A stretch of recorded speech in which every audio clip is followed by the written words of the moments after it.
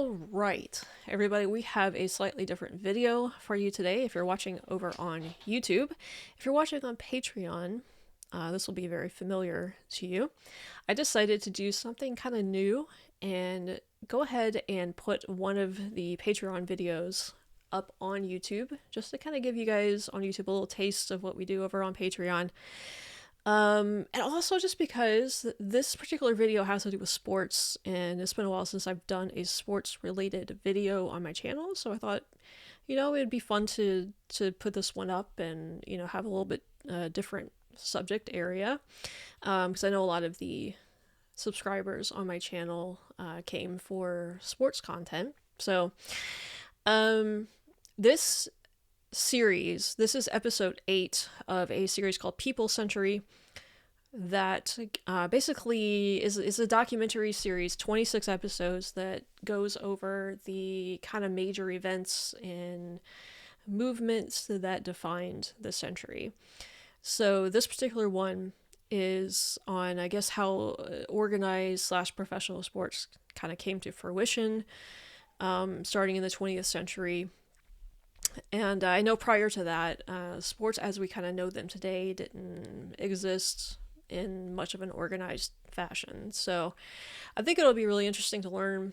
I've just very briefly touched on some of this stuff in some of the other videos I've done, but this should go way more in depth and give us more of a worldwide view, a global view of it, because that's what I like about this series, is that it doesn't just focus on the West or Europe or the US. It really does give you a pretty broad overview of the entire world and what was going on in the entire world. So, the first 7 episodes of this are up on Patreon, so if you want to go check that out over there, I put the Patreon links in the description and the pinned comment. We got 26 episodes total, so we got a little ways to go to get through the rest of the series. If you are a patron, you know that I like to go back and review your comments from the previous episode and just kind of very briefly discuss them. If you are on YouTube watching this, you don't want to watch this part, you can just skip ahead a few minutes and get into the video where we're watching it. But all right, let's take a look at your comments, and I'll give you a little bit of context for people on YouTube that maybe didn't watch the previous episode. The previous episode was on basically the Great Depression around the world. Ross Attenborough says that Gero Worker's accent you were struggling with around 32 minutes is 32 minutes in isn't actually Scottish, it's Geordie.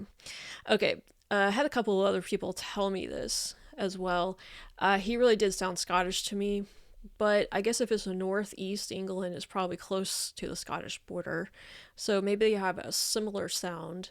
But I guess if you're over in England, it's very distinctive. So that'll be interesting accent to try and learn, to recognize, I guess.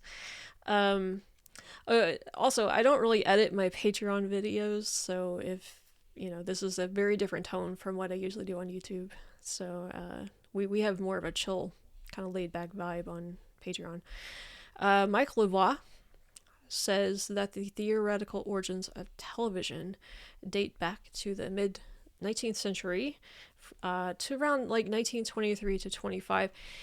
The previous video mentioned that they were talking about television like really early on, and I thought television wasn't a thing until like the late 40s or the 50s, and I had no idea that it was a thing back in the 20s. So that was crazy to me.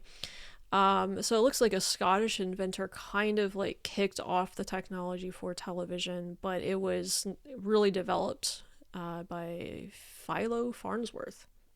What a name. From the US in 1927. He kind of came up with the technology that they were able to use to create television as we know it. Andrew Clayton says, we have a saying in Britain, when America sneezes, we catch a cold. That's because of the close economic ties and dependency. So they were talking about in the Great Depression how that kind of had a domino effect to the rest of the world from the United States.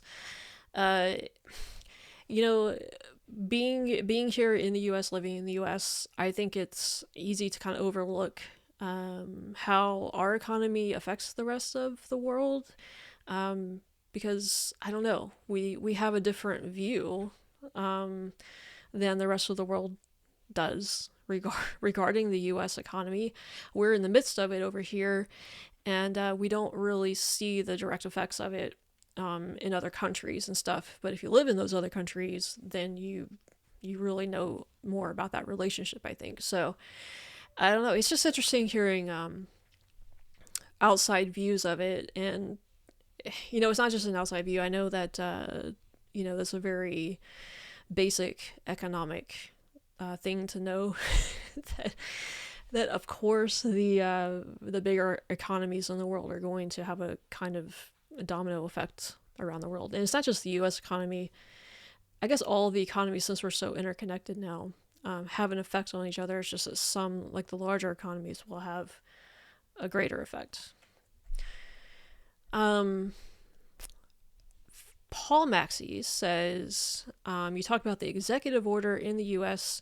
In the UK, we have a similar thing called the Henry VIII powers. Basically, it allows the UK government to do certain things without the UK Parliament approval. I really had no idea that the UK had something like that. I don't remember exactly what it was in this video that made me bring that up, but they were talking about executive orders, and it may have been like Roosevelt's New Deal or something like that. But yeah, that's interesting. I thought that was just like a US thing, but we base a lot of our government on certain aspects of the UK government, so I guess it makes sense that you guys would have something too. Mark Williamson says people who experienced the Great Depression and World War II rationing were extremely thrifty. Yeah, I had mentioned that my grandparents are kind of like that, where they kind of they'll buy a lot of stuff and just kind of like keep it around in case they need it. It's just it's an interesting mentality to have. Is one that my generation definitely can't relate to, because I feel like we've had a very comfy life with plenty of resources, no major conflicts and stuff like that. So it's a very, very different mentality. Every generation, I think, has their own kind of experience and economic mentality based on what has happened during their lifetimes. Mikio says, Mikio left a lot of comments, which I did look through. But this one jumped out at me. People just dislike the federal government, referring to Americans, and state governments in the U.S. because most of the stuff that they do have no real impact on themselves, so it's just a waste of time and money. That is true. That is very accurate. I think a lot of Americans do see government spending as wasteful. I certainly do. I think they could cut back on a ton of their spending and programs that aren't necessary or really aren't the responsibility of the government in the first place. It's just gotten very bloated compared to, I think, what the original intent was for it. And I know a lot of Americans, I don't know what the percentage is. I'm guessing probably a majority of Americans don't think very highly of, government spending and all of that. However, I do think that that's not the only reason that people are very cynical towards the government. It's very ingrained in the U.S. mentality going back to the colonies, when we were European colonies, English colonies, and just having a general dislike and distrust of governments because of the control that they tried to exercise over the colonies. and that mentality was just always there. So I think it just really permeates the American psyche for those two reasons especially. Um, Mark Copsey. So I was wondering like why the stock market crash was so destructive, and I didn't really understand like how it all worked exactly, or why the market crashed. They didn't do a very good job explaining it in the video. So Mark did a really good job, kind of like helping me understand what exactly happened. Um, but basically, he said the shares in a company could be bought at less than face value on the understanding that the company could call for the rest later. You could buy $1,000 worth of shares but only pay $100 now, but owe the rest. In the meantime, you could get a share of the company's profit. People thought that they were richer than they actually were. So when the economy downturned, the company started to call in the money owing from the shareholders. The shareholders didn't want to do this, resulting in them trying to sell the shares, but found that nobody wanted them, and they were worthless. So you thought you had $1,000, but in fact you had nothing. This had a ripple effect, and confidence in the entire economy collapsed. No one wanted to invest. Spending was cut. Workers were laid off, and it was, as FDR said, fear itself. And of course, they put in regulations now, to where hopefully this wouldn't happen again. I've always thought that that was weird about the stock market, how is really just people's like emotional response to things that causes the downturn in the economy. You know, sometimes there's not an actual threat to the economy, it's just people freaking out about something, and so they start selling stuff and or shares or whatever, and it causes this downturn. Is really bizarre. It's interesting, the psychological tie-ins with the economy. I don't know. It's just kind of like, well, you could avoid these downturns by just like reining in that fear and not selling. You know, like you can actually control that.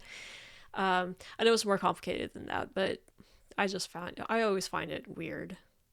Um, Waldorf was talking about the basically the German industrial upturn prior to World War II that kind of got them out of the Great Depression, and how much better it was than what Roosevelt was able to do over here in the States.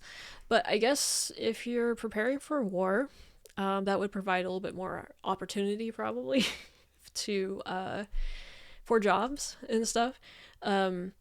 So in Germany, construction increased between or by 350% between 1933 and 36. Roads, barracks, aircraft terminals, apartments were the focus. The New Deal over here in the States, per 1,000 people, reduced unemployment from 110 to 90. So not a huge reduction. Whereas Hitler was able to reduce it from 95 to 15. So the standard of living got a lot better in Germany. That's a huge difference. That's a huge difference right there. But again, wartime economy, Germany, I mean, the US, I think, caught up to Germany once it got really involved in the war. Germany just got a head start with that. Pedro lives in Uruguay. He says that this is kind of like going back to how the US economy affects the rest of the world. He lives in a country that produces food and raw materials, and it's the Wall Street stock market that sets the prices. Again, this is something just like living here in the United States. I don't have a good handle on like what we do here affects other countries, especially like South America. You just don't ever really hear about South America. I think the US is more closely tied to Europe in maybe culturally, and so that we hear more about that rather than like the rest of the Americas where we actually exist together is kind of weird. Um, Pedro goes on to say the food for the armies or raw materials for the war throughout the continent. South America was always the grocery store for Europe and the USA. Again, this is something I'm not really aware of. Like, I know we get a lot of coffee from South America or Central America, maybe. But I don't really, again, like, I don't really know exactly what the economic ties are. I know we get oil from Venezuela, even though we're not really friendly with them.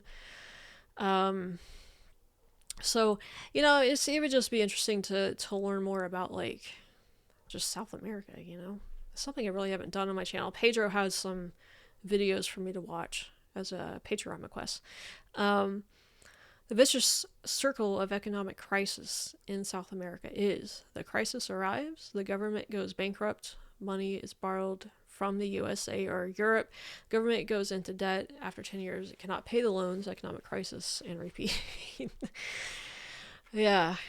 Uh, I don't know, Pedro, I love your comments. It just makes me realize how ignorant I am about how the US affects South America and how South America affects the US.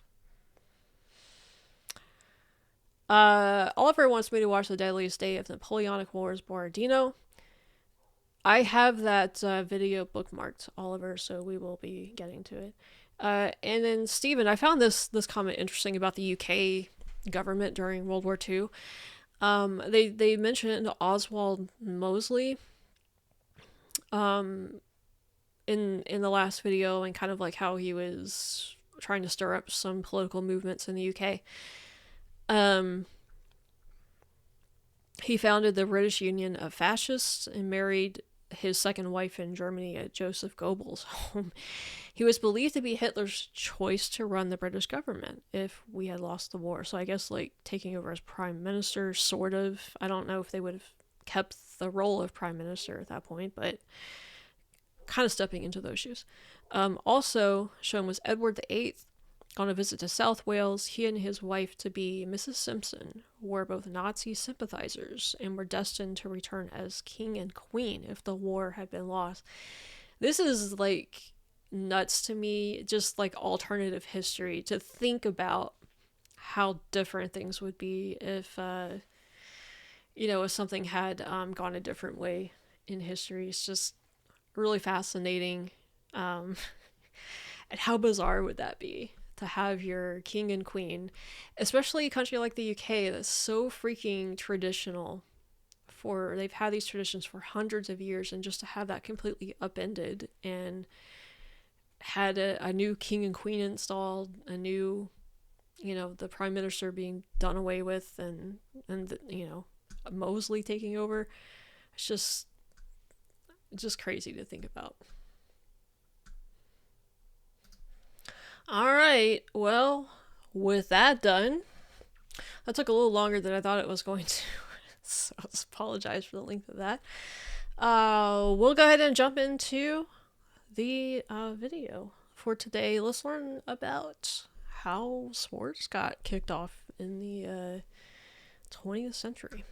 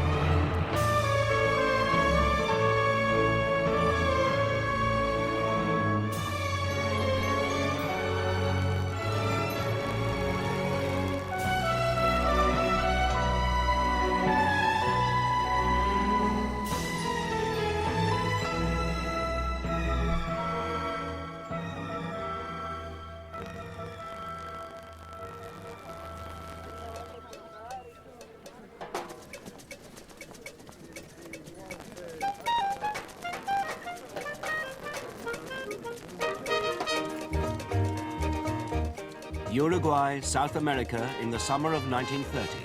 There you go, Pedro. Spectators and teams from all over the world arrive for an international event never held before, the first Football World Cup. 100,000 people fill Montevideo's new stadium. The Holy huge cow. crowds are part of a new phenomenon, mass sport. Okay, so, oh my gosh, Pedro, I remember you telling me about this at some point. I don't remember where it was. I do vaguely recall you telling me that the first World Cup took place in Uruguay. I think you did anyway. Pedro lives here in this city too. Does this stadium still exist, Pedro?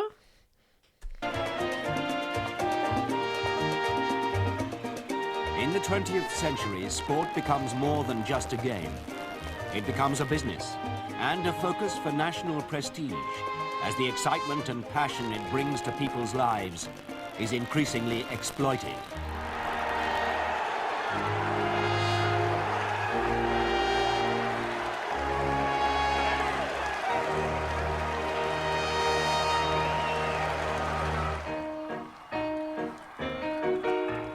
Sport was still at an innocent stage when the Olympics were held in London 20 years earlier in 1908.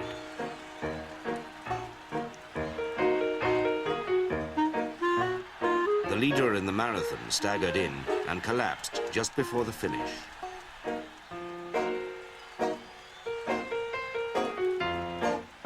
But officials were kind enough to pick him up and help him across the line. Looks like he's 12. What? Archery was one of the few events for women. There was no danger of body contact. Olympic sport was still a pastime for the gifted amateur. It didn't matter how many spectators were in the stands. But behind the amateur gentility, there were already signs of rougher times to come. In the tug of war, the Americans accused the English of cheating because their team wore spikes on their boots. 1908 was the first Olympics in which competitors entered as members of national teams rather than as individuals. Interesting. Okay, so my question is, the Olympics, they were for amateurs, and I know this is actually true, even maybe today in certain sports, or up to recently. Was there professional sports in these different areas to differentiate between amateurs and professionals? Because I was under the impression, especially 1908, that professional sports was still kind of a rare thing, but maybe I'm wrong. I don't know. Soon national rivalry, the urge to win, and the professionalism that followed would transform sport.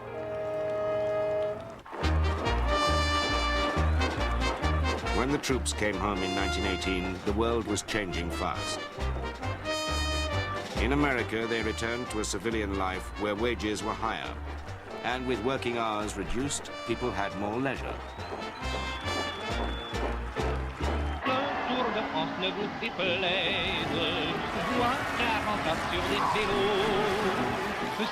On the continent of Europe, the fastest growing professional sport was cycle racing, which took the thrills out to the people in the towns and villages. The Tour de France had been run since the turn of the century, and the number of riders increased as fast as the prize money. Is he drinking beer?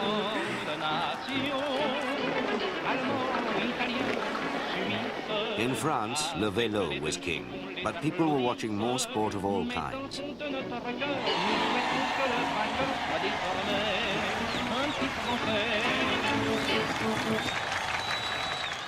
In Britain, tennis attracted a growing middle class. The popular press built up the players as personalities, though they were still amateurs. 20-year-old Suzanne Lenglen was the first major tennis star. Interesting.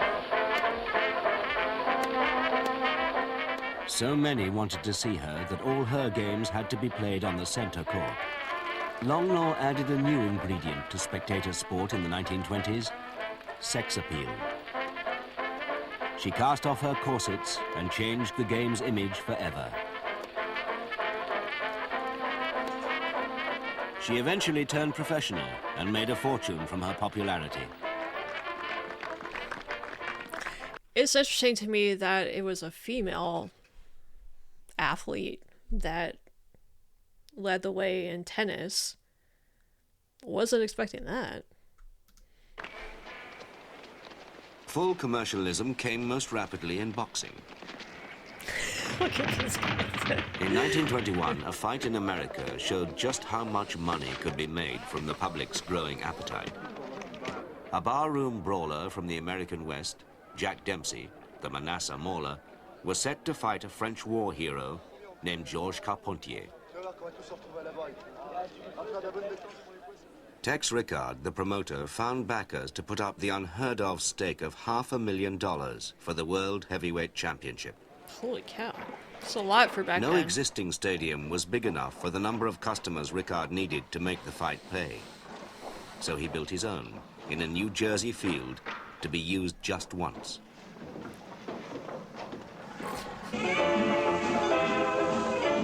The promoter used the press as no one had before.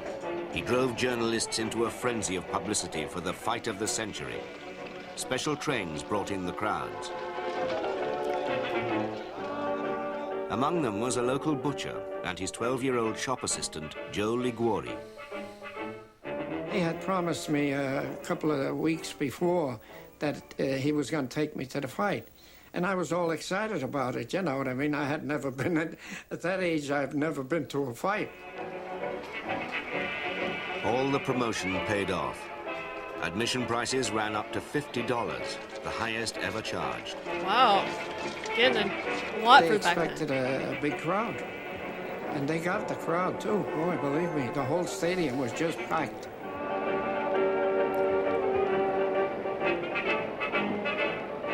People were saying, my God, if this thing ever collapses, you know, there'll be a catastrophe here. How many people?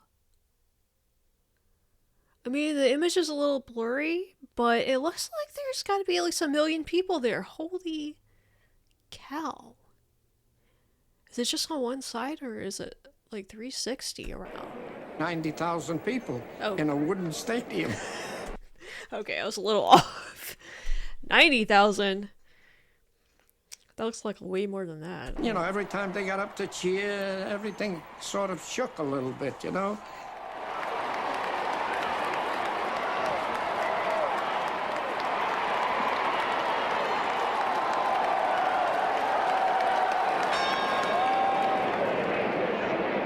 In the end, the fight of the century was a great spectacle, but a short one.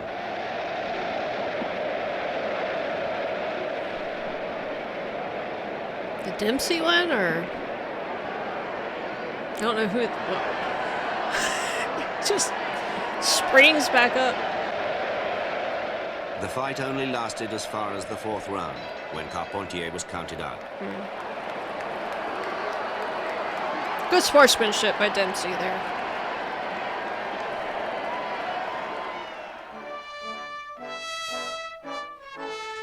The successful promotion of the Dempsey fight was mass sport in its newest form.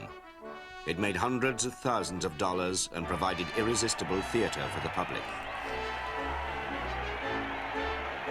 At the center of the stage was Dempsey, the hero who'd been seen to rise from nothing to fame and fortune. It was an American dream.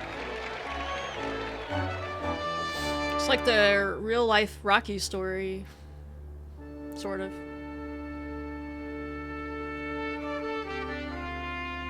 In Britain, after the First War, the prospects for grand sporting spectaculars with high ticket prices weren't promising. People had less to spend on sport or anything else. Billy O'Donnell worked in Liverpool. Squalor, disease, bad days, vermin, it was terrible. How they can call them good days, I don't know. But for most working people, there was one bright spot in the week: football. In 1900, there had been only a handful of professional teams. By the 1920s, there were more than 80. The game had become an essential part of many people's lives. Football was always football in Liverpool. Nothing else. You were looking forward to Saturday coming. A working man, if he was working, would be 12 o'clock, knock off, half day Saturday, lunch. Maybe if he had a couple of bob, meet his pals in the local. But either walk up or get the tram car. Get up there for 2:45 maybe. Ready Got about half of that. What accent is this guy? for the kick-off. Oh, I do like to see a game of football on Sunday afternoon come round. Big blue rain when they break away. Football was so important for everybody. Oh, I do like to see a game of football. When you went in the corner of the street or anything like that, if you couldn't talk about football, well, what do you talk about? You know, that was the idea. And we'd meet there every Saturday, and if anyone was missing, they'd say, yeah, where's so-and-so? You know, we didn't live near you. Just knew him as Jack or George. Where's George? He must be sick or something. You were missed, you know. Well, that went on all over the cop.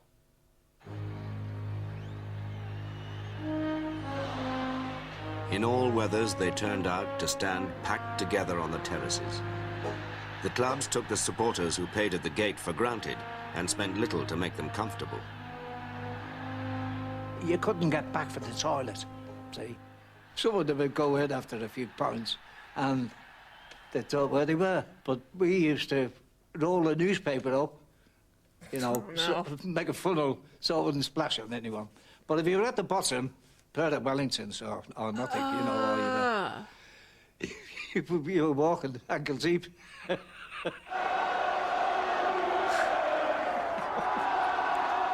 The sense of community which bound the supporters together was almost tribal.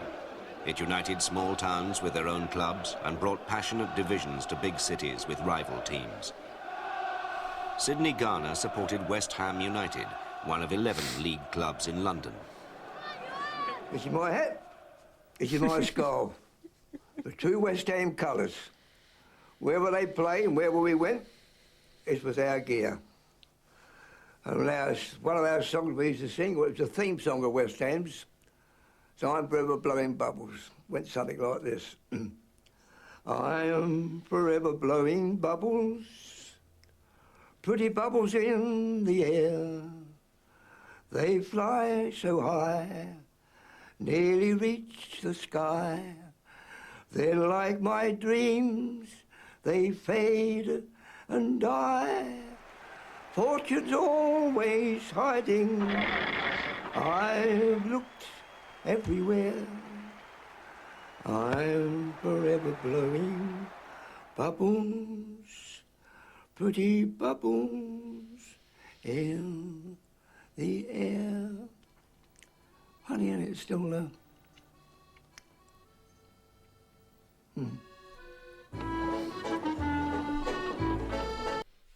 Okay, you guys are gonna have to explain to me what that has to do with football.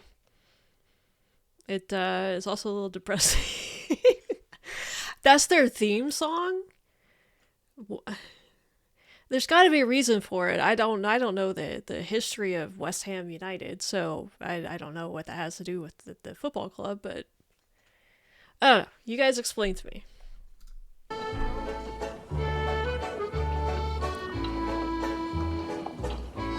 In 1923, Sidney Garner's team got through to the Cup final to meet Bolton Wanderers in the new stadium being built at Wembley in northwest London. With football attendances rising rapidly, Wembley had been designed to hold 127,000. Jeez. To prepare for these numbers, the engineers tested the terraces with sandbags. Then they called in regiments of workmen to reproduce the shocks and vibrations of a crowd in full cry. That's cool.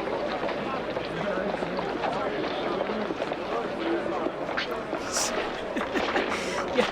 hope nobody falls, you know, if the stadium breaks.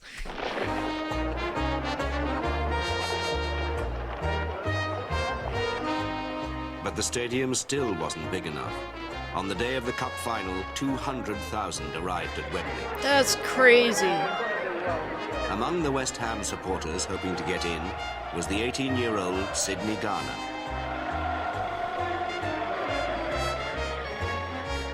When we was approaching Wembley, we made our way towards the main gates. And there was literally thousands and thousands of people. And then we heard them say they've closed the gates. And all of a sudden, there was a surge at the back. Fences went down.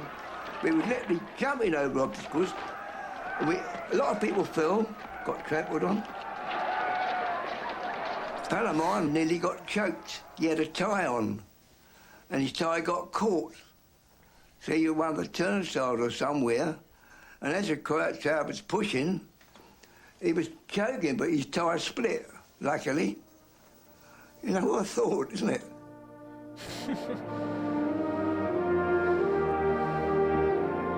The scenes at Wembley were a chaotic demonstration of the fever mass sport could arouse. Are those people on the bottom too, on the pitch? As the barricades fell, the crowd outside poured onto the pitch. I mean, how are they going to play the game? Before play could begin, mounted police had to clear them to the touchlines. That's It was the clearest evidence so far of football's huge and growing popularity. Yeah. Here's Khan trying to hit away from Dean. In the 1920s, millions more were attracted to sport as the wireless came into people's homes. To help listeners follow football over the air, the BBC divided the pitch into numbered squares, printed in the Radio Times. Middle of the goal, there it goes, snap in the middle of the goal. 7. Ken's head is there, going away. 8. Ball comes out to Britain. Britain maneuvers, centres, goes right in. Langford fists out. Comes on to Marshall. 6. Marshall clears. Oh, dear Marshall. That's weird. A flying, last despairing. Whole new businesses latched onto the game and made money from it. They sold football books, special magazines, comics and games. And with most forms of gambling still restricted, there was another reason to follow the results: the pools. By far, England's newest and most lucrative business is the gambling on the matches. Weekly, 3 million Britishers take sixpenny chances on their ability to pick the winners. As thousands of people find that with only enough money for a postage stamp in their pockets, they can still take a little flyer on credit, the industry grows by leaps and bounds. Even the government profits by an institution it had tried to discourage, as post office receipts boom under an unprecedented flood of money orders. Hundreds of tons of mail a day.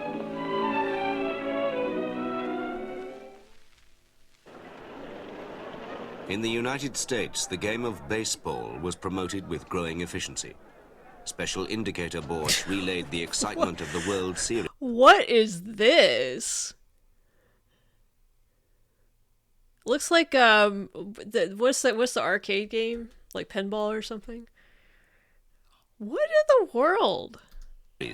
Annual high point of the national game across the country.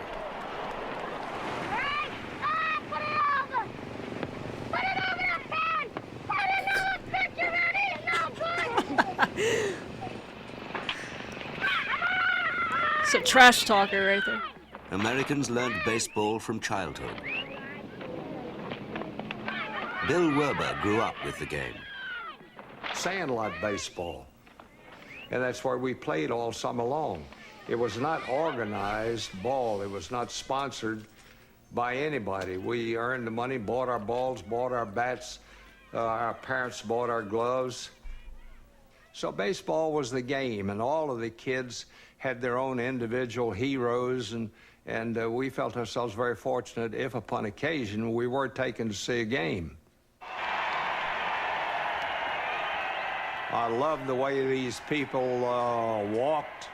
I love the way they swung the bat. I was thoroughly enamored of the grace in their movements and fielding and throwing the baseball. It was altogether a pretty good experience. Baseball had grown since the 1870s, when the first professional teams had been formed. In the 1920s, the owners began adjusting the game to bring in still more spectators, including women. They were trying to get women interested in baseball, which they did. And I think the atmosphere at the ball game was very, very exciting. You had great times rooting. You could say almost anything you wanted. You never heard anything said that was very vulgar. You might call an umpire a bum. Anna Freund and her sister grew up near Yankee Stadium in New York. This has to be probably one of the major differences between European sports and American sports. Probably not all of them, but I'll contrast it with football primarily in Europe. Is that you even today? I mean, I know, like for instance, in the Premier League, things are changing to be a little bit more family friendly, and you're seeing more kids and women come in. But I mean, you saw that footage before. It's all men. Like I didn't see one female in the audience in the stands anywhere. And I feel like that's not ever really been, I mean, I don't want to say ever, but generally speaking, over here in the U.S., you're going to see a lot of kids and women at the sporting events. They're really promoted as very family oriented in a lot of ways. I would say the only exception might be like boxing, that kind of thing. You might see more men than I don't know. Actually, I'm not. Or Scarlett. I've never really been into boxing, so I haven't really watched a lot of it. But I don't know. We would go to ball games rather than the movies, and the way we were punished. My worst punishment was to say you cannot go to the ball game. One skill more than any other drew thousands of new spectators. Players who could make one great hit into the stands and then get round all three bases and back to the plate with a home run.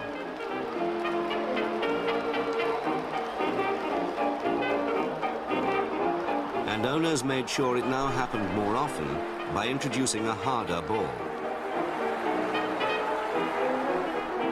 One player built his reputation on his home runs and became a legend in the 1920s and 30s. Babe Ruth. Oh, Babe Ruth, he won't lose that ball, and that's the truth. There is not a player in the land who can hit a ball like Babe Ruth can. If two men are on base, don't throw near the plate, for if you do, he'll knock it about a mile. And if the pitcher throws one across the plate, he's a home run guy with a smile. Ruth, here's your contract for $80,000 for 2 years. Will you kindly sign your name? All right, Colonel. 80,000. How Ruth time was to the change. orphan who shook hands with the great and earned more than they did. He was the most popular hero in a new age of sporting heroes. Ruth was a glutton and a drinker, but his obvious flaws endeared him to his fans.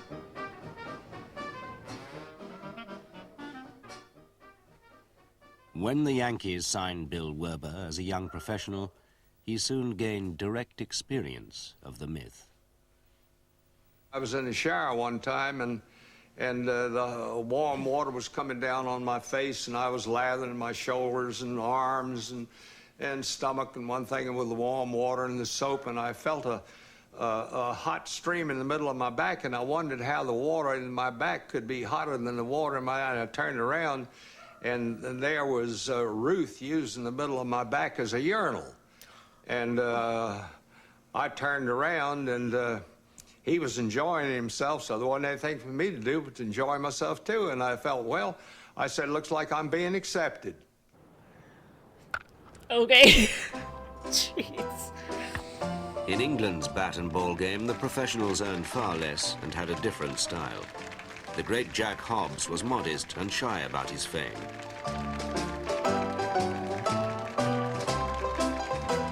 It's British, right? A little bit more modest. Playing for Surrey and England, Hobbs broke all cricket's records and was idolized. Directly you knew Hobbs was batting, off we all went. We might be playing cricket in the streets as we were in those days, with a wicket against the wall, but our game of cricket would go and we would all run up the over to watch Jack Hobbs bat. I gotta learn more about cricket. When I watched the video before on it, like how to play the game, like the rules and stuff, which, you know, I remember a little bit of it, but I just had this feeling that I would like the sport for some reason. I know it's not the most popular sport in the UK. I think it's way more popular in India or something like that, but I don't know. It's an interesting game. He must have put 1,000 people on the gate if he was batting. It used to be sixpence to go in after the tea interval at the Oval and sit on the grass. We were really squashed. And of course there were no terraces then. It was just wooden benches with no backs. And it was most uncomfortable really, but we didn't notice that because we were so enthralled.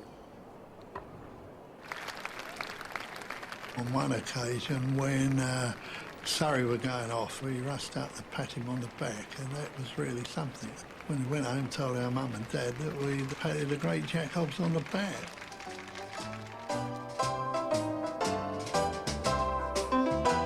The nearest most got to their gods was through collecting the cards given away with every packet of cigarettes, as the tobacco companies used the interest in sport to promote their own sales.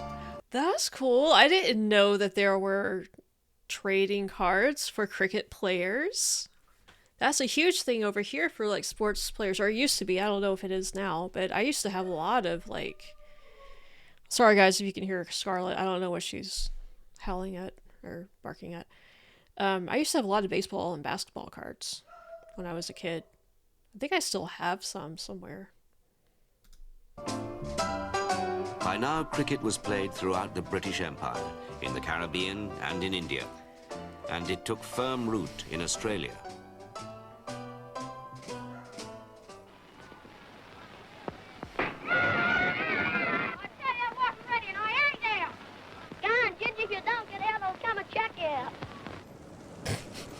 In the regular series played against England for the Ashes, the Australians produced a succession of their own heroes. None had more impact than a brilliant young batsman from New South Wales.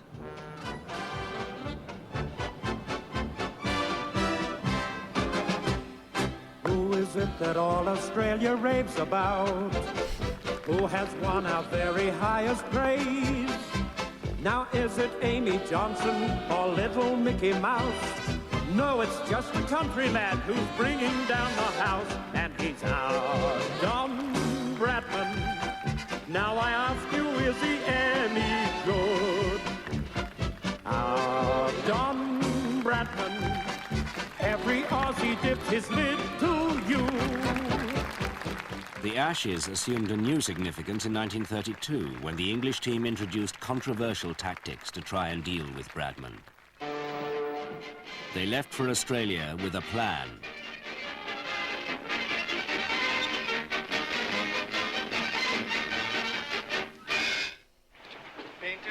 Jardine, the England captain, intended to exploit the high-speed bowling of one of his players, ex-coal miner Harold Larwood. Mr. Larwood, when we get to Australia, we shan't forget the good wishes of those who've been kind enough to come and see us all. And we hope that he will do as they hope we will do, and return with the Ashes. In a game that had prided itself on its gentility, Jardine took an uncompromising approach to victory. His methods brought a new division to popular sport. Saturday, the 15th of January, 1933, in the third test match between England and Australia, the record crowd of 50,962 cricket fans yelled "Blue Murder." The bodyline balloon exploded. MCC skipper Douglas Jardine brought his three big guns, Larwood, Allen and Bose, to bear on the Australian batsmen. They dropped them short on the leg stump, Larwood hurtling the ball down at 90 miles an hour. What shocked people about Larwood's bowling was that he aimed at the batsman's body rather than the stumps. Bradman found it difficult, but that was just the start of it.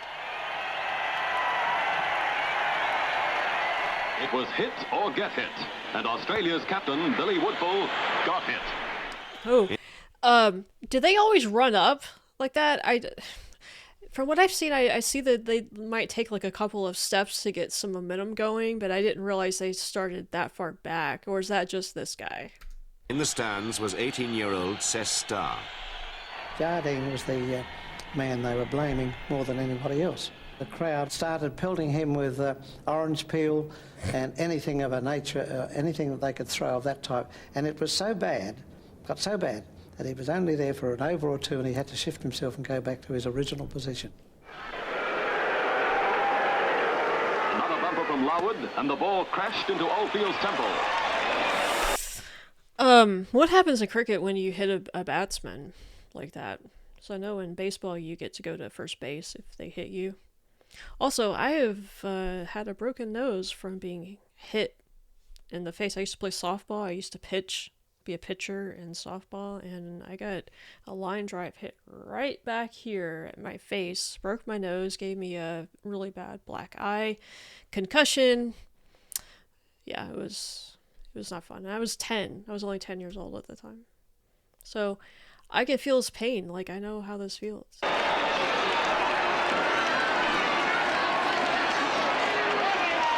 The controversy went far beyond the cricket field. Politicians joined the row. Trade between England and Australia was threatened as sport sent national temperatures soaring. Oldfield retired hurt, 41. The air became, well, you could feel it, volatile, electric.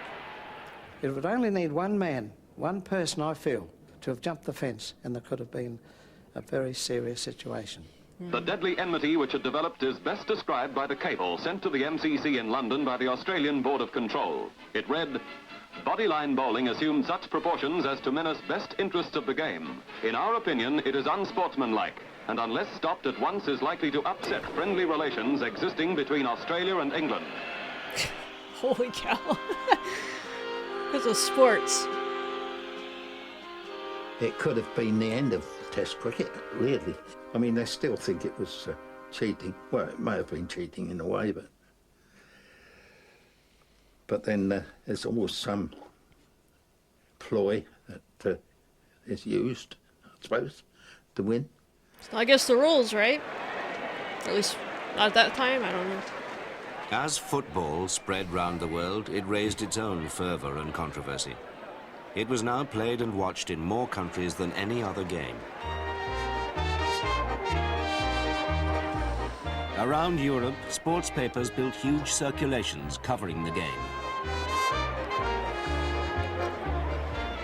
In Italy's Gazzetta dello Sport, readers followed teams, many of which were owned by big companies. I'm just playing in the middle of a swamp here. It's crazy. In France, they read about the two Paris teams, Racing and Stade Francais, Bordeaux and Marseille, and many more. Germany's sports weekly was called Der Kicker. The people's game had crossed national barriers.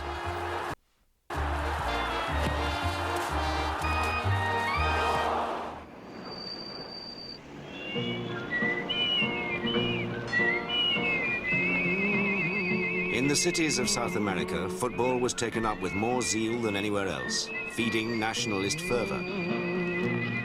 Uruguay had grown wealthy selling beef. When the British came to build the railways, they brought football too. The children of the English brought the first balls, boots and uniforms. It was a novelty.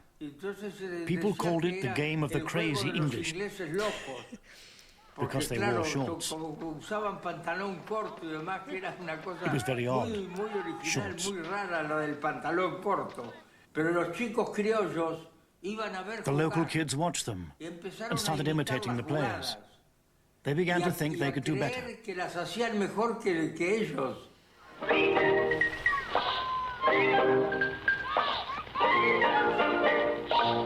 Diego Lucero played as a boy and went on to become a professional.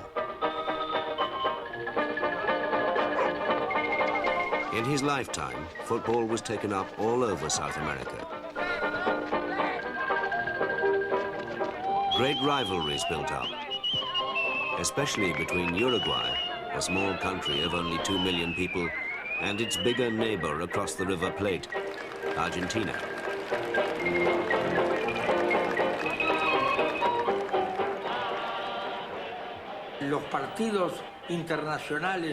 The international matches between Argentina and Uruguay were great social gatherings. The ladies came all dressed up. The President of the Republic and ministers and so on. It was a real diplomatic event.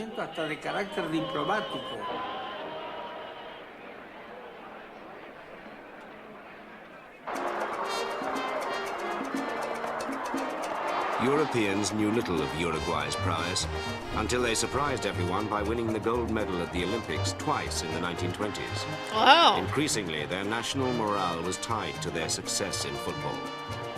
It brought great honor to the country and great benefit. People across the world began to look at their maps to see where Uruguay was. Without a doubt, what the footballers did was a great thing for the country.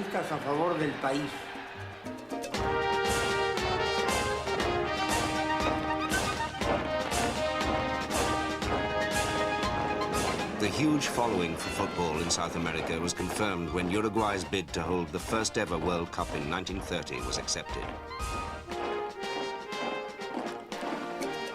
The Uruguayans rushed up a brand new stadium.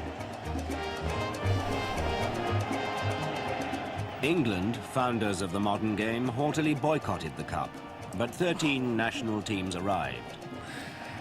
And what mattered most in Montevideo were local rivalries. Only months before the championship, Argentina had beaten Uruguay and proclaimed themselves world champions. Ondino Vieira, a Uruguayan coach, remembers the outrage caused by this presumption. It was a declaration of war. The championship developed into a psychological war between Uruguay and Argentina. It led to the breakdown of diplomatic relations between the two countries. The climax came in the final, when the two South American neighbors faced each other for the World Championship, not merely as teams, but as countries. Argentina wins this, right? I think. All around the stadium was a multitude of people who couldn't get in. There were lots of police. It was a climate of virtual war, a football war.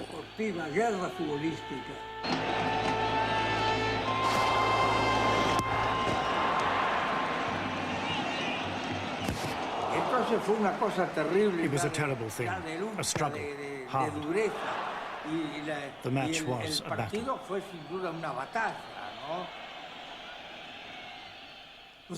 At half-time, we were losing 2-1. The Argentinians thought they'd won the World Cup.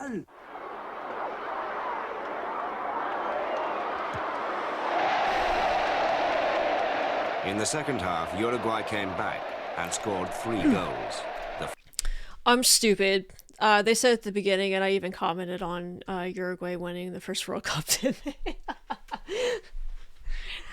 How soon? I forget.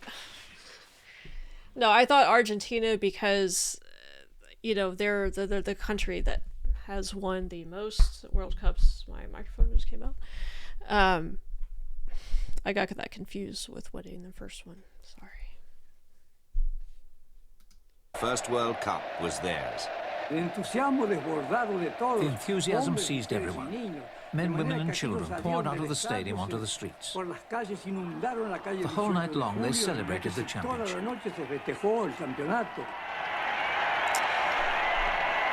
Crazy to think about. South America has been the most successful in football, right? Uruguay won the first one, the first World Cup. Argentina's won the most at 6, I think, now. Huh.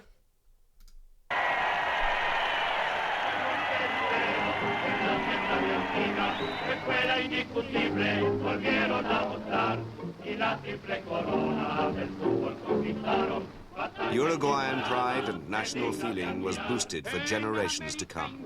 Invitos en Europa, del mundo son campeones y América lo son, lo mismo que en Colombia. It was therefore no wonder that other governments began systematic attempts to work the same sporting magic for themselves.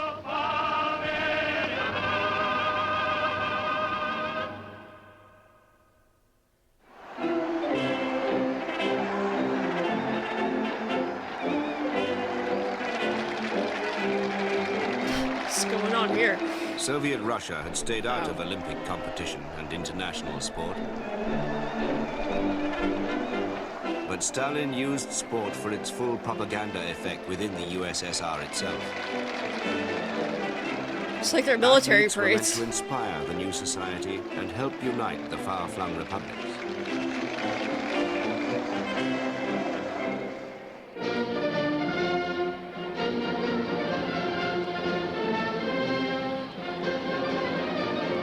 In fascist Italy, Benito Mussolini spent government money to build up sport and made his national teams a weapon of foreign policy.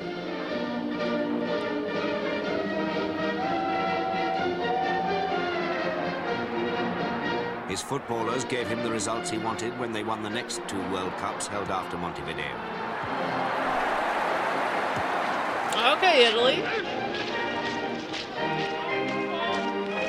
But no one was to exploit the full political potential of sport better than Adolf Hitler.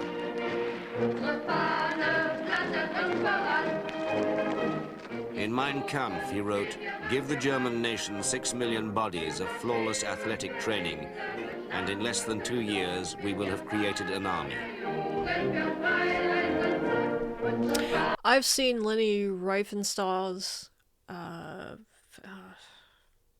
don't know. It was kind of like a propaganda film for Germany during this time. I think it might have been during the Olympics. Why can't? It's a very famous name, and I can't think of the name of her film. Escapes me right now. Leni Riefenstahl's famous, short documentary.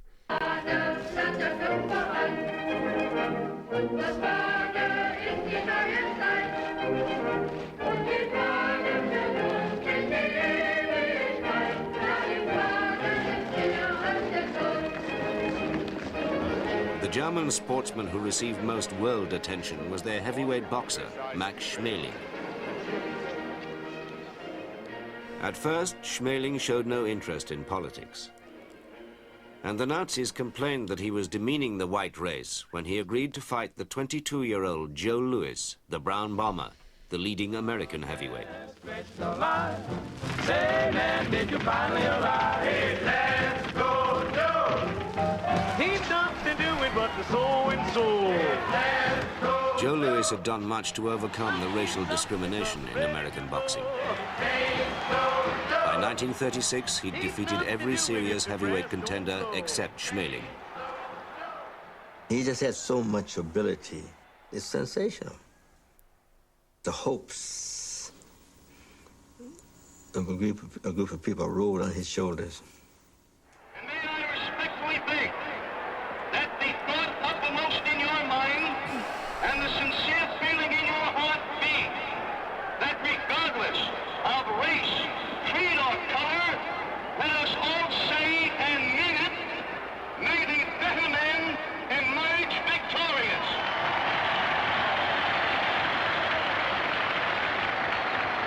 The build-up for the Louis-Schmeling fight took it beyond boxing.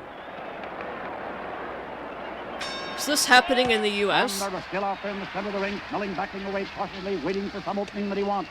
And Snelling got over and high on Lewis's jaw that made Lewis rock his head. Snelling has sent Lewis down. Lewis is down. Over that 12 rounds that the fight lasted, Joe got hit with 60 right hands. Lewis is down, hanging to the rope, hanging badly.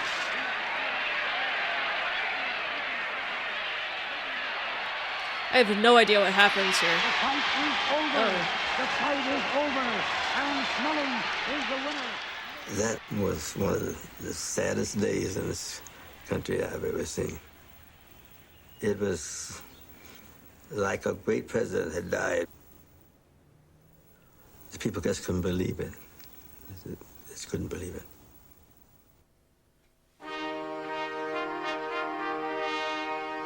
It's a good year, Max Blimp. Schmeling returned to Germany in triumph.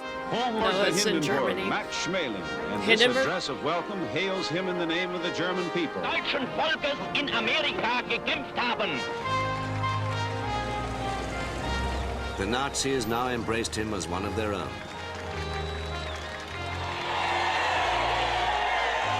The emergence of a new German hero came as a stroke of luck for the Nazis. What followed was far more deliberate.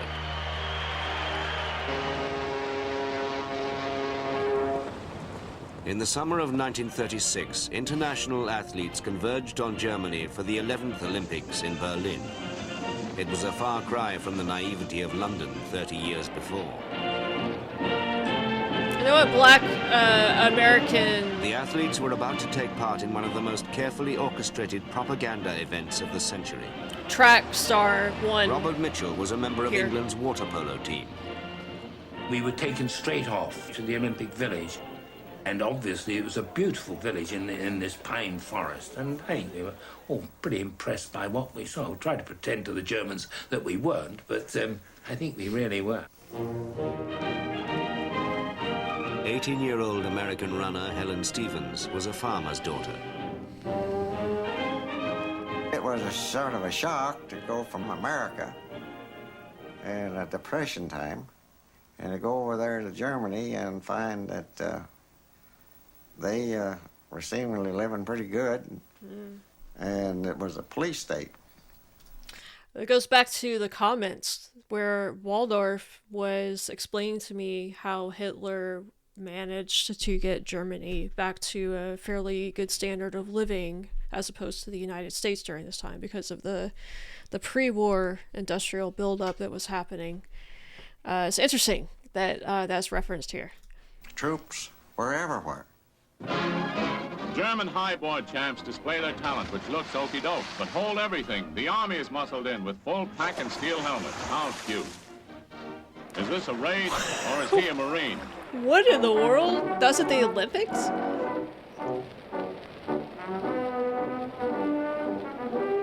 I didn't realize they had blimps The opening this was a time carefully staged for spectacle sports. to lend a glow of Olympian majesty to the Third Reich. Let me ask you guys something. Today, I don't think this would have ever happened if a country like Nazi Germany were to host the Olympics. I don't think the world would allow that to happen now. I mean, we saw that the World Cup... Was it the World Cup?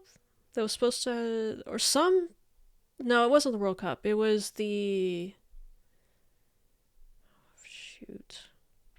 It was some football that was supposed to happen over in Russia that I think was moved at the last minute, and I can't remember what event it was.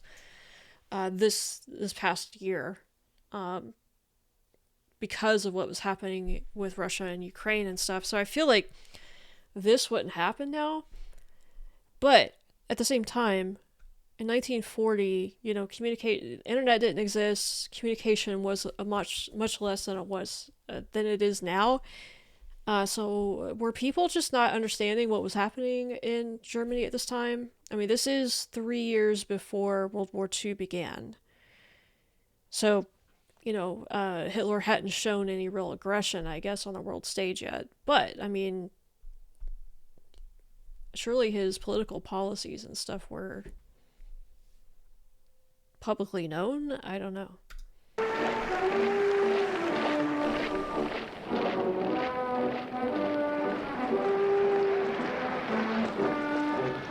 Outside, the torch was nearing the end of its relay run from Greece. Its arrival would be the climax.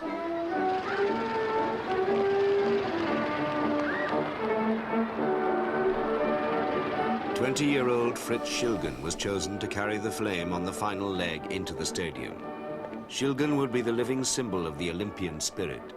and at the same time of the Aryan ideal. His blonde, blue-eyed looks helped win him the role. Everything was done to make the whole affair most effective.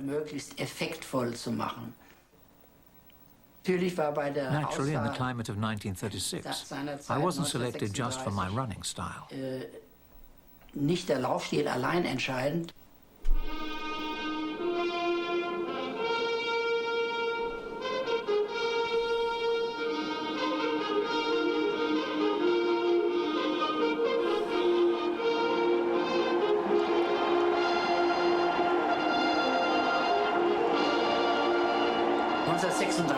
War es ohne Zweifel. 1936 was without any doubt an opportunity to show off.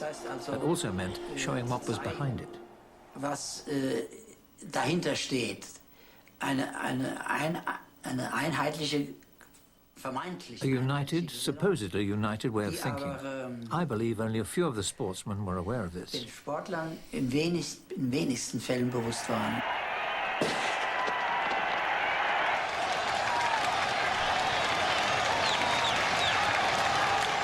For the German leaders, each medal won helped to justify the investment made and bring respectability. The German athletes were soldiers on the propaganda battlefield.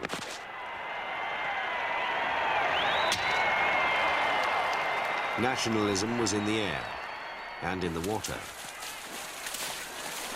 Playing water polo, now when we started a game, certain countries, particularly if Hitler was there, would line up in front of Hitler and all give the Nazi salute in the water. The whole team would line up. And we sort of stood and lounged against the goalpost at the other end, you see, and tried to look as lounging as we could, you see.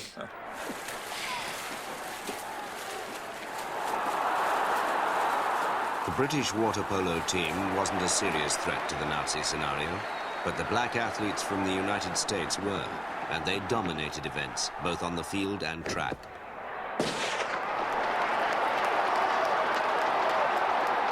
Jesse Owens led the way with 4 gold medals. The competition was grand, and we're very glad to come out on top. Thank you very kindly. The success of the black athletes was hard for the Nazis to accept. Hitler's failure to congratulate Owens was widely reported in America.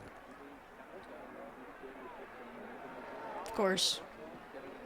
But a victory by a white American woman was treated quite differently.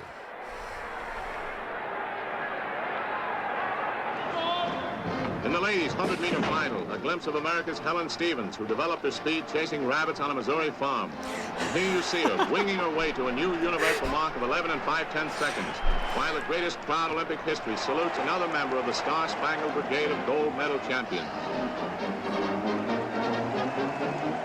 After the American girls' win, Hitler summoned her back to his private box.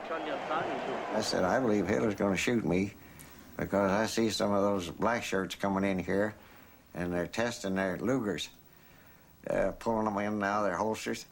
And then they arrayed themselves around the room, and then Hitler came in, accompanied by an interpreter, and gave us a sloppy salute. I didn't return it. I gave him a good old Missouri handshake. And I put extra pressure on it, and that gave him the wrong message because he immediately began to hug me and pinch me and squeeze me and see if I was real. And he said, how about spending the weekend with me in Burgerstown? That was his mountain retreat. Helen Stevens declined the invitation. Then he wished me well and hugged me again, pinched me and laughed.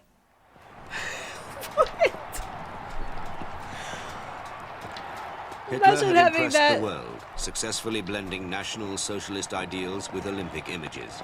Imagine having that interaction with Hitler. Oh my gosh.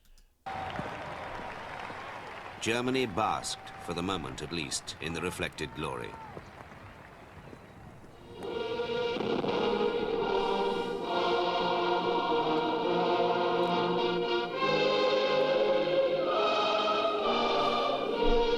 As the 1936 Olympics came to a close, the power of the stage management was hard to resist. the lights were coming down, and the Olympic flame went out, and then there was utter silence and utter darkness, and it really was most impressive. And then they started Sieg Heil, and that was when 100,000 people were going Sieg Heil, Sieg Heil, and I literally put my hands in my pocket, literally, to stop myself being hypnotized into doing it with them. It was absolutely hypnotic. So there was like some sort of awareness of like what was going on there, since the you got a lot of athletes that are refusing to and I don't know if it's just like a anti-Germany thing because they were their competitors, or if politics is the reason for this. Maybe both. I don't know. But it seems like the West, or at least some people in the West, had an aversion to what was happening in Germany.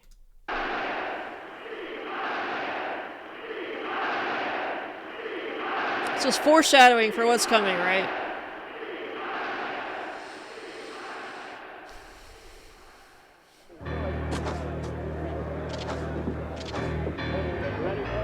Ready to go? 2 years later, Joe Louis and Max Schmeling were about to enter the ring once more. All of the forces that define 20th century sport, promotion, money, nationalism, and propaganda, now came together in a single event. I have a feeling Joe's going to win the this time. heavyweight crown was at stake, and Joe Louis had a chance to redeem the single failure of his professional career.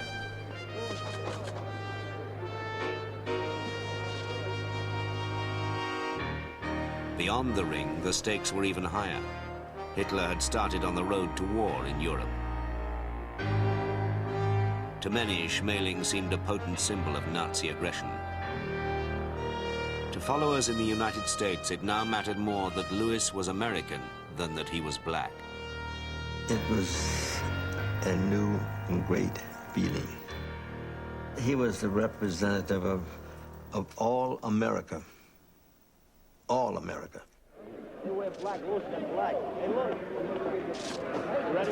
In June 1938, millions of people in America and Europe were riveted to the drama unfolding in New York.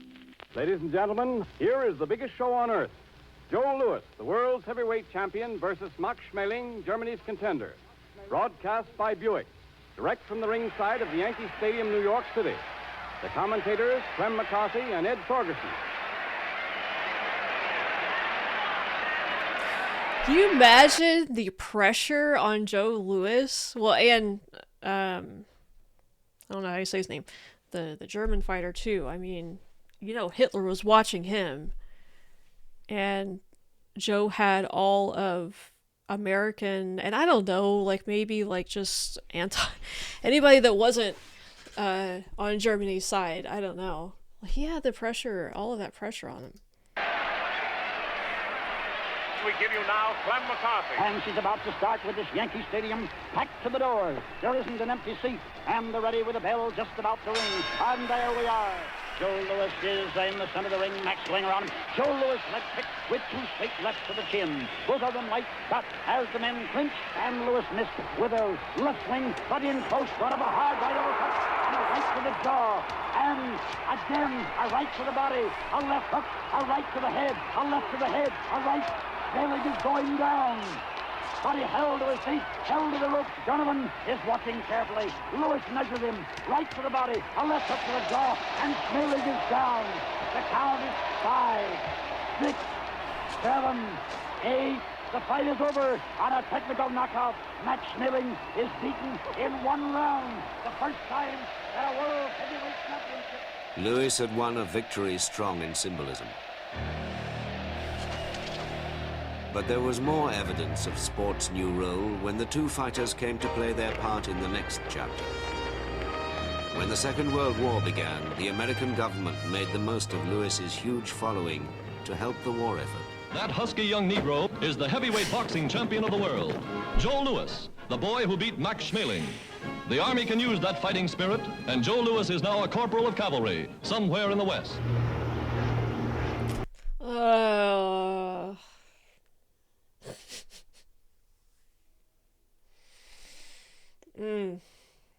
Sometimes it's hard to go back and listen to stuff from this era. I love stuff from this era, but, stuff like that. Oh, man. German newsreels used Max Schmeling in just the same way. Max Schmeling, Deutschlands populärster Boxer und ehemaliger Weltmeister, hat sich freiwillig zu den Fallschirmjägern gemeldet. Er steht in der Front seiner jungen Kameraden, die hier zu Fallschirmjägern ausgebildet werden.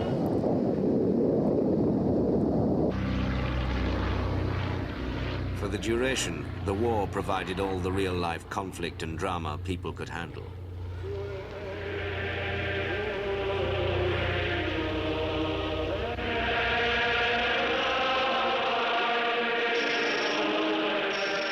But sport was now deeply rooted in the lives of ordinary people across the world.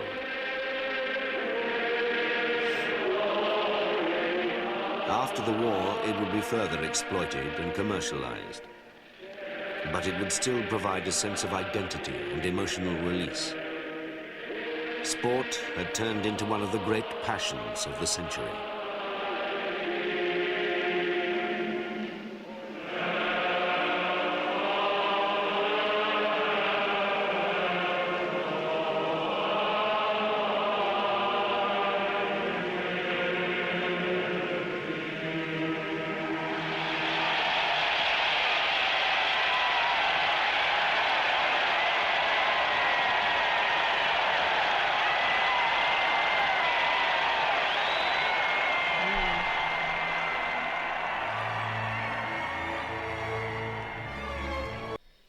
Alright, guys. Well, there we go. Sporting fever. Oh. I was expecting it to go a little bit further into the 20th century than it did, but I'm glad that it really focused on the first half of the 20th century, because I feel like that's the part that people are probably less familiar with. It was nuts seeing like 200,000 people coming to Wembley Stadium, I guess at the first match there. I did, because of the Queen video I did with the Live Aid stuff at Wembley. I'm assuming that's the same stadium that Queen performed in. A lot of people said that the capacity was a lot bigger, back in the day. So 127,000 is, insane. That's a huge, huge stadium. And then 200,000 showing up. It really just does go to show, that was the main difference. And I know this because of the other football videos I've done. Just how primally integrated football was to Europe. It's something that I feel like Americans can't really relate to. It's just a different culture over there. Intellectually, I can understand it, but yeah, it's really interesting to see how the sports evolved a little differently over in Europe compared here to the U.S., where I feel like it's just a little bit more of like a fun, activity that you go to. Like, not that we can't be passionate, particularly when it comes to college sports. I think college sports relate more so to like European football than the professional sports do over here. But it's just different. It's a different vibe, a different sort of passion, I think, over there. Tribal, as they said, and it looks like that kind of spilled over into South America as well, to a certain extent. It's interesting because South America seems to have kind of like that tribal competitiveness that Europe has, but also maybe more of the audience that or the fans that the US has, with a little bit more mixed gender. I don't know. Yeah, like, it's just cool, like, seeing how successful South America has been in football. Just seeing the passion of the European fans take over. And I don't know, just seeing how, like, it's a different thing over here in the US. And then just kind of like seeing a little bit of the history of the Olympics. The Olympics haven't really changed that much since at least the 1936 one. I don't know about prior to that. Yeah, I was just, it didn't quite go into the transition from like amateur to professional as much as I was hoping it would. But there's probably other things I can watch about that. But just seeing the evolution of it kind of take over in the early 20th century and how it became just like so ingrained in our societies and stuff around the world. Didn't really get into outside of Europe, South America, and North America. I'd be interested to know, like, in Asia, what was going on with sports back then, with the exception of India, I guess, with football and cricket. But yeah, really fascinating. Trying to think if there's anything else that I wanted to ask about or comment on or anything, but I don't know. Hope you guys enjoyed that. I know this is a long video for YouTube, but I don't know. Just thought I would put it up for you guys. Maybe if the copyright, if it passes the copyright checks, I don't know what's going to happen with that. So if you don't see it on YouTube and this is just on Patreon, that's what happened. Anyway, if you are watching on YouTube, make sure that you like the video if you liked it. Of course, helps the algorithm. Thank you guys on Patreon for all of your support. We'll be back with episode 9 next. I didn't look ahead to see what that one's about. Let's look very quickly. What can we look forward to in episode 9? Master Race. So I'm assuming this is going to be talking about Nazi Germany leading up to World War II. So that'll be interesting. That's a part of World War II, or the lead up to it, that I'm not as familiar with. So I should learn a lot from that one. Alright, we'll see you guys on Patreon next time. Thanks for watching again, and bye.